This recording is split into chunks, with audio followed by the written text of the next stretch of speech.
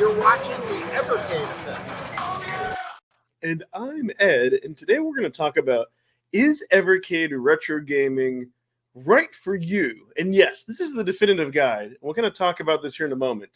And this video really is going to be for two kinds of gamers. It's going to be for number one, let's say you're thinking about getting into Evercade, you're about to pull the trigger, or you're just curious, maybe something is holding you back, or you're unsure. Or let's say you've been collecting Evercade for a while, and you're not sure if you still want to stay collecting Evercade. So I think most people who clicked in this video, and thank you very much for doing so, you're going to fall into one of those two categories. And I'm going to make this very, very simple. And before we get into this, just to kind of talk about my history, for those who don't know, that I've been, with Evercade pretty much since the beginning, 4 or 5 years ago, with this little guy, right here, the OG handheld and whatnot. Been into retro gaming my whole life, as you can maybe tell by the shirt here and all that. But I think those of you who know me kind of know. And again, this is just my personal opinion.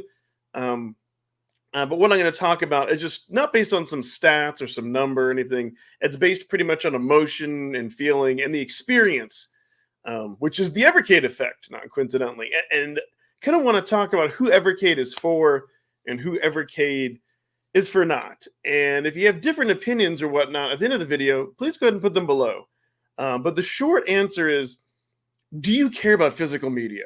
That's the big thing that Evercade, like in other words, do you care? Do you like this sound?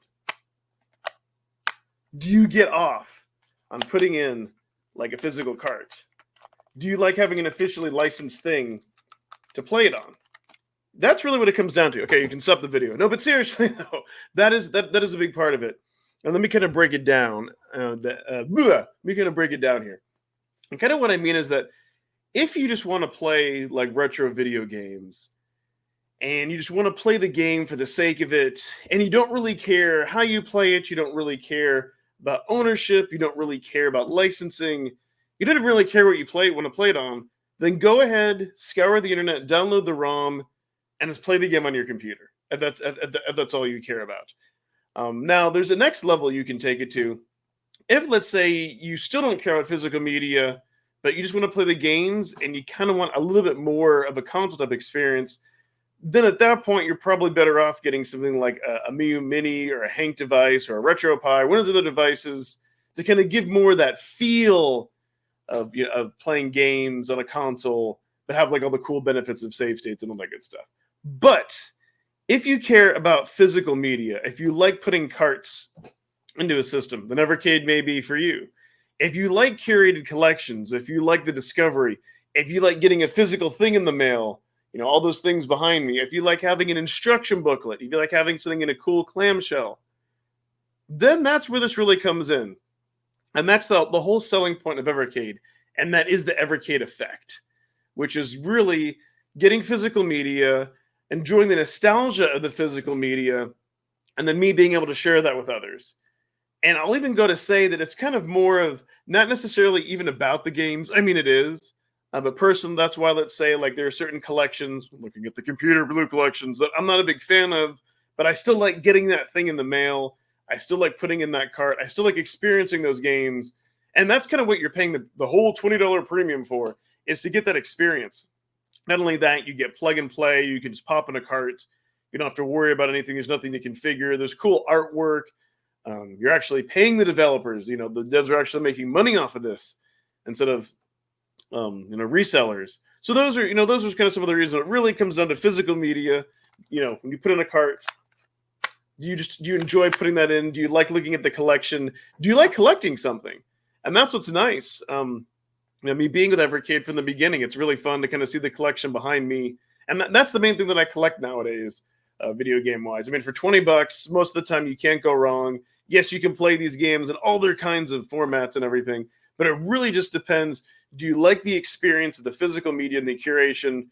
Kind of the analogy I like to use is like when I listen to music, I listen to it on Spotify. I want all those games, I want all those games on my phone. I want to be able to listen to it anywhere. I don't really care about the collectability. However, You could say Evercade is like the modern day vinyl, where there are collectors out there. They care about the experience. They want to go ahead and open that record. They want to sit down and dedicate their time listening to the music. They want to look at the lyric sheets. They want to look at the artwork. They want to physically own something, and they don't want to rely on some other service like the Nintendo store that could go down and then you lose access. This is the equivalent to that.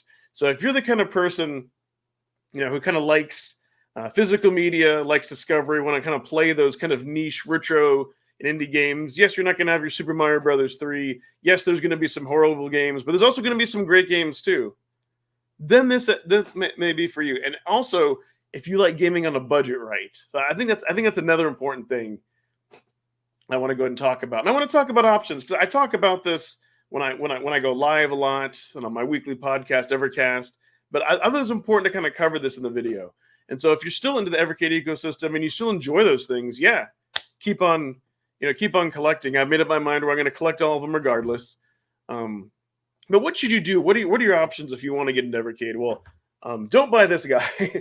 This was great, most comfortable handheld, but the screen isn't as good.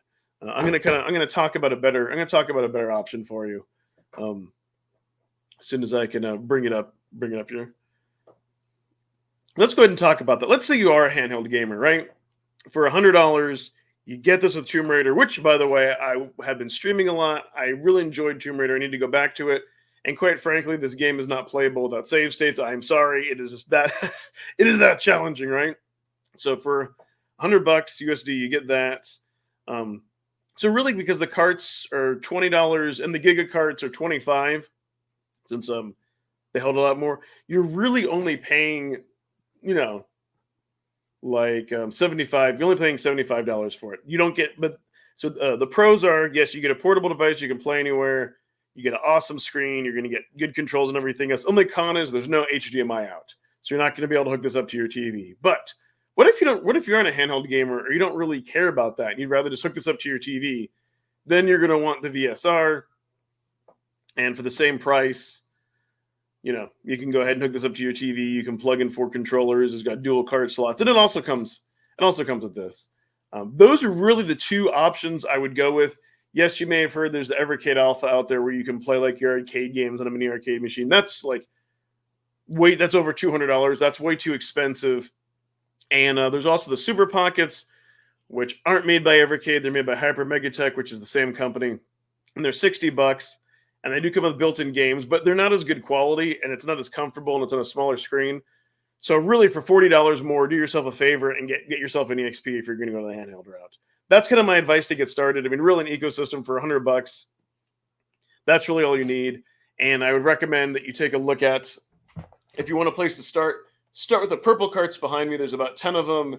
They're all arcade carts. Avoid the Atari one, which is legacy, because it doesn't have like your trackballs and anything. All the other arcade carts are great. They have not made a bad arcade cart except for that one, just due to we don't have the proper controls, not the fault of the games. And I think you're going to really enjoy it. And once you buy them, you're going to really enjoy collecting them and all that. And if Evercade is something that you're interested in, and same with other indie and retro games, please consider subscribing to this channel. When I go live, anything goes. I will play Evercade. I'll play a lot of indie retro games on my Steam Deck, have a lot of fun. I stream usually every Friday and Saturday night. And on Saturdays, I do a podcast with my friends called Evercast, which we all have a lot of fun and all that. So yeah, that's just kind of my 2 cents for this video. I'd like to get a conversation going. Go ahead and comment below. Let me know if you agree or disagree on who this device is for. And I'm going to go ahead and thank my channel members. Thank you so much, and bye-bye.